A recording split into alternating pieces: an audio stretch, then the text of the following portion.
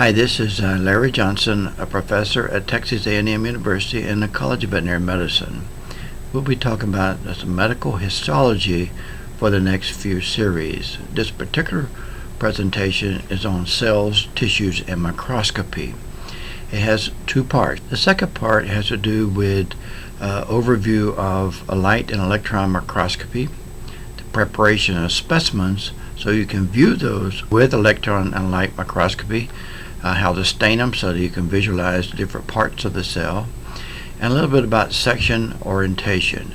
It's important to be mindful that the orientation makes things look differently than they really are. Enjoy. Medical School Histology.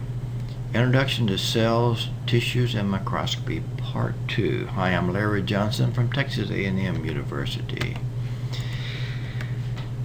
This Part 2 has to do with overview of light and electron microscopy, preparation of specimens, different types of visions, and section orientation. Here we see a light microscope and the different components therein. Your eyepiece that you observe with your eye. There's a prism inside here. These are objectives which have some different magnifications. This is a condenser that condenses the image. This is a light source that comes in through there. Here's a focus. The fine focus is on the outside and the coarse focus is here, which moves the stage up and down to the correct focal plane. So this is the stage where the specimen is, and the focus moves the stage up and down. Here's a condenser. There's controls to regulate the amount of condenser, and we'll talk about how to do that later on. One thing that's important to note, the size of, when you're looking at tissues, sizes of things. If you use a red blood cell, we're about 6 to 8 micrometers across, and that will tell you, okay, these neutrophils are about 2 of these, so it must be about 15 or 16 or so across there. And then these monocytes are maybe 3 of these. And so you can use red blood cells, which are pretty uniform in size, and it's a scanning electron microscopy or light microscopy to visualize these. Now, the magnification versus resolution. Magnification is just increase the size of the image. Resolution is the smallest distance between 2 points that can be distinguished. If you look at a railroad track, you ever been on a railroad track and look at one that's very long and straight, as you look down the distance, the two rails come together and ultimately look as one, even though you know they are apart, but you have lost resolution with distance.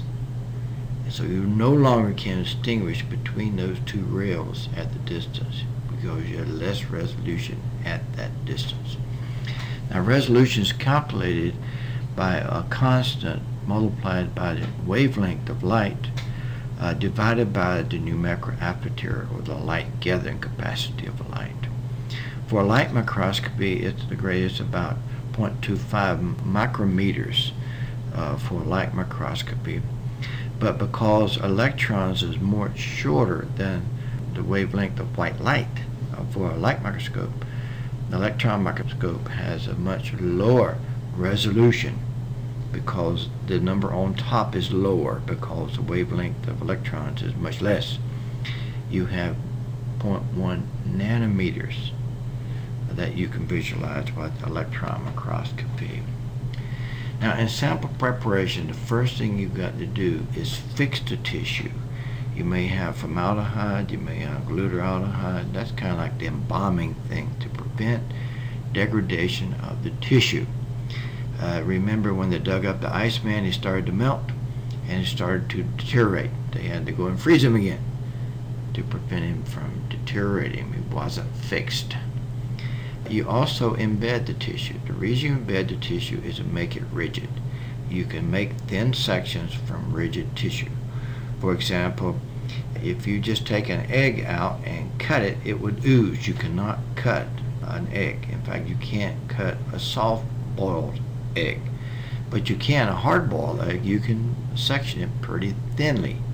because it's rigid, and that's what the plastic does in tissue. And then once it is, you have a sectioning, and you can section by different thicknesses. It's thicker for light microscopy than it is for electron microscopy.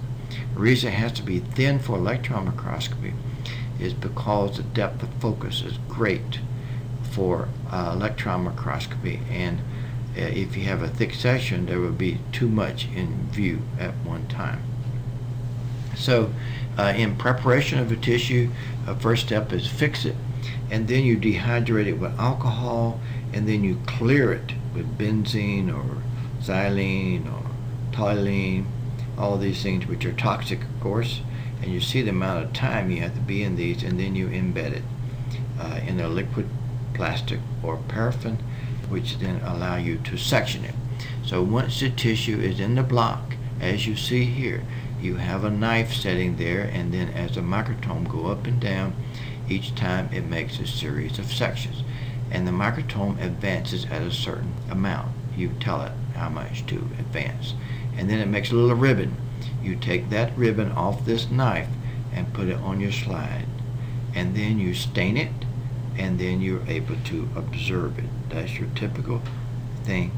You take the tissue, you preserve it, you embed it, you section it into small sections, and then you stain that for observation. Regarding staining, hematoxin and eosin is what we see here. The nucleus is stained more bluish. We can see the nucleolus and the heterochromatin. The euchromatin is going to be light staining, but so this is H&E, and the proteinaceous part is red.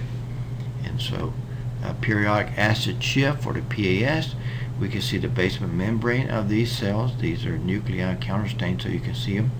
Also, you see the brush border. This happens to be in the kidney, and this has a brush border, which is carbohydrate rich. So PAS is staining carbohydrate rich areas, which is the basement membrane and the glycocalyx, or the sugar that surrounds the brush border that we see. Toluidine blue, here we see toluidine blue. This is a piece of gut. These are intestinal absorptive cells with goblet cell. This is smooth muscle that we see. Now with H&E preparation and also with PS, you look for clues of color. But in toluidine blue, everything is blue. And so you have to go by shape of thing, the size of thing, and intensity of the stain is what you have to go by. So H&E versus electron microscopy. In order for electron microscopy, use osmium, which is electron opaque. That is, it stops electrons from coming through and allows you to visualize the tissues differentially.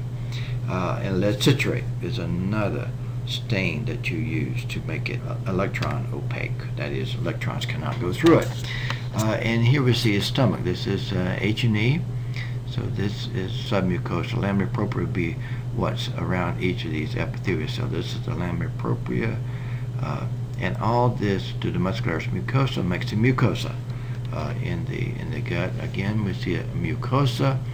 We see a PAS staining, which shows you the surface cells of the stomach are carbohydrate rich, and then the mucous neck cells are carbohydrate rich that we see there as well. So a PAS stain is indicating where you have carbohydrate rich areas.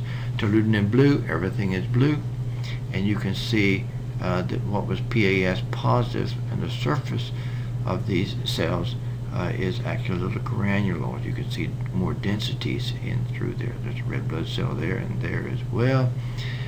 This is a muscularis mucosa, and this is a mucosa, which has lamina propria as well as epithelium on the surface. Here we see the retina with H&E. So you see the dark nucleus and the kind of red cytoplasm. In toluidine blue, we can see the combs and the rods, and through there, choroid, the pigmented epithelium with toluidine blue, and look for a difference in shapes, sizes, and intensity of stain. With toluidine blue, you can see mitochondria inside the cell. You can see the terminal bars, the junctional complexes between adjacent cells. Connective tissue is down here where you can see there's white blood cells, plasma cells, And also you see blood vessels. There's a red blood cell. These are endothelial cells lining these blood vessels. So terminal bars are the junctional complexes which occlude things from coming from the lumen through the cell itself. We see the intestinal absorptive cells with the mitochondria. We see the mitochondria very nicely here. And here you would have a lot of mitochondria here associated with the brush border or the microvilli that's on the surface there to facilitate transport. And these are goblet cells as well. And so these are, brush border is uniform microvilli, as we see right here, which are projections on the cells, and the terminal bars would be the zonia occlutants, which prevent things from coming to zonia adherence, and the desmosomal connections. There's also gap junctions between adjacent cells to allow communication to occur between the cells. And here we see the intestinal absorptive cells with the H&E. So diluted in blue, you can actually see the details of the cytoplasm. You cannot see the details of the cytoplasm. It's just all pink. You can see terminal bars in through there somewhat. You can certainly see the brush border, which is this and that. Now the reason you stain things is that it changes the amplitude of the light going through. This is a typical light going through. If you stain it, it changes, and you're able to visualize that as the color change. Now, if you have unstained cells, it changes the phase of the wave. So it changes the phase, but not the wavelength itself.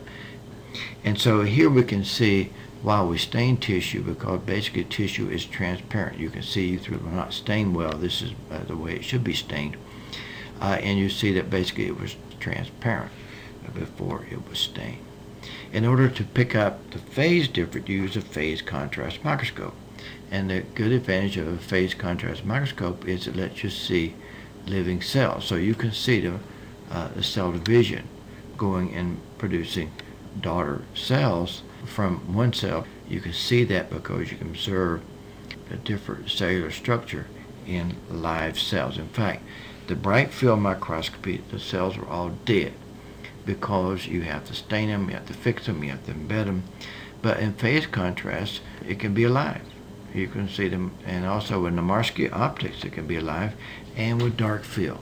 So all of these could help you visualize cells in culture, for example, and still be alive, but these would be dead with dark field. And that's basically what we'll be looking at, would be bright field microscopy, dead cell, which are stained.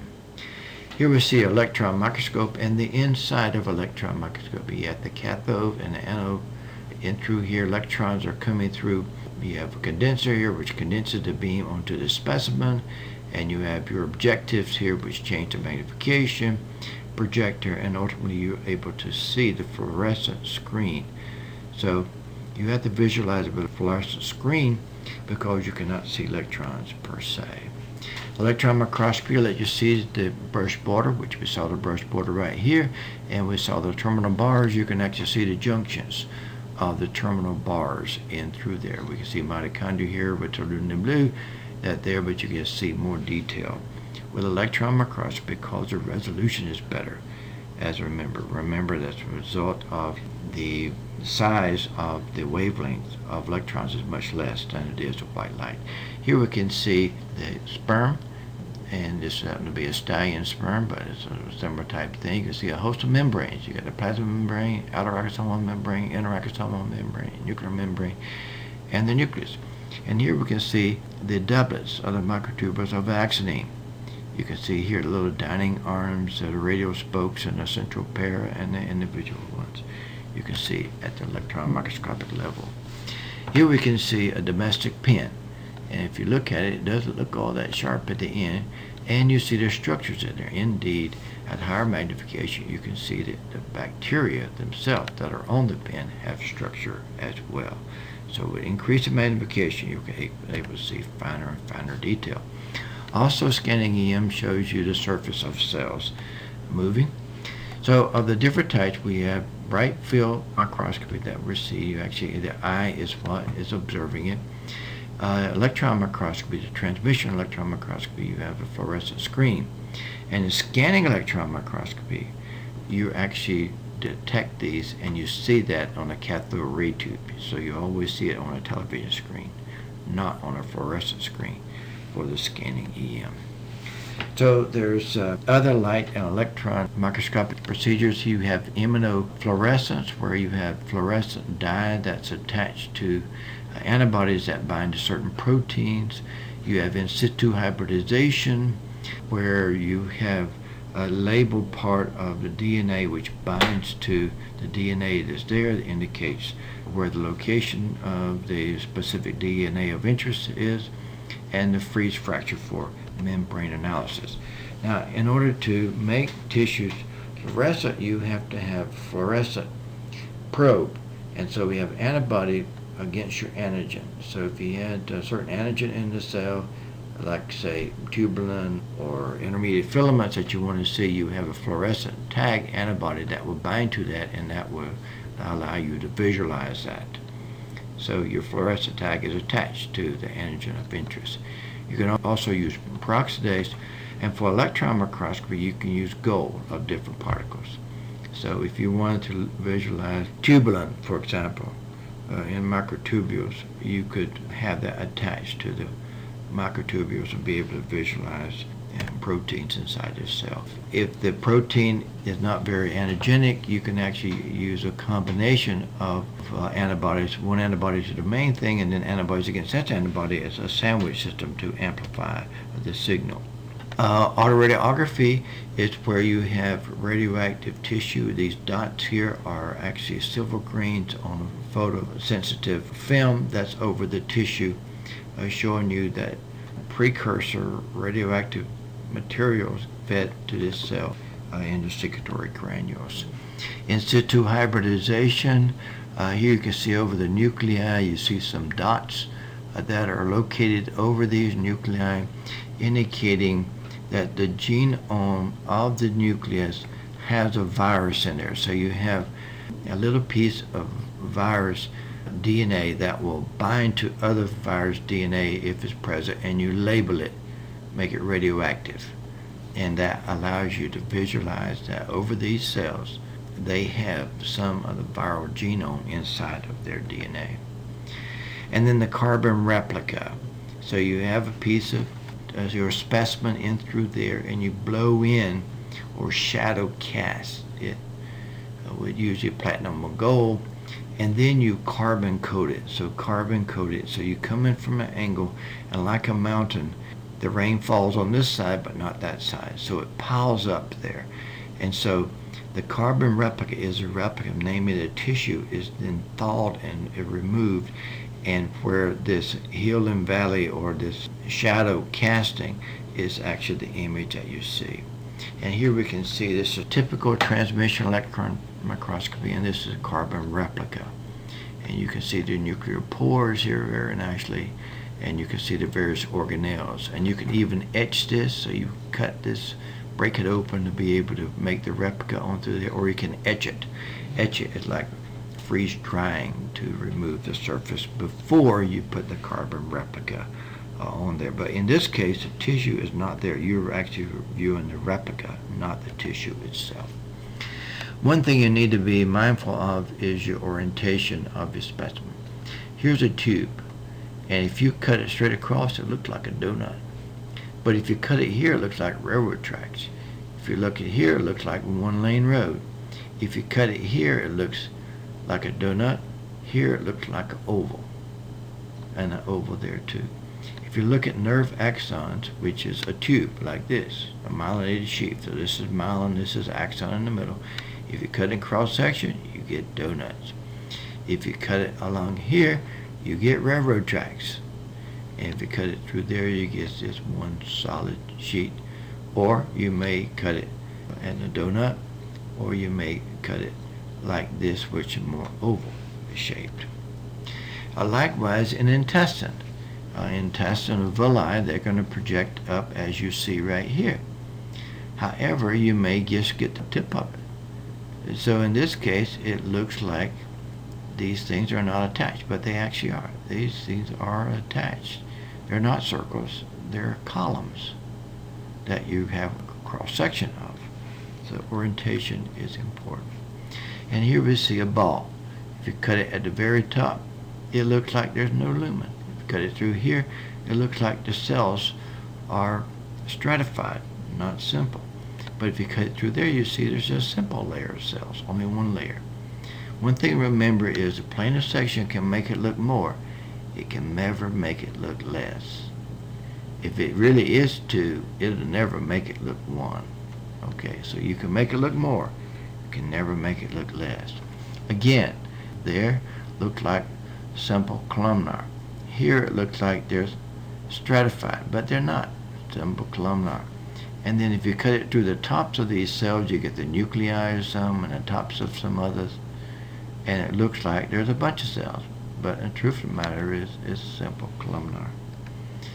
I hope that shed a little bit of light on the preparation of tissues for microscopy and a little bit of difference in electron and light microscopy.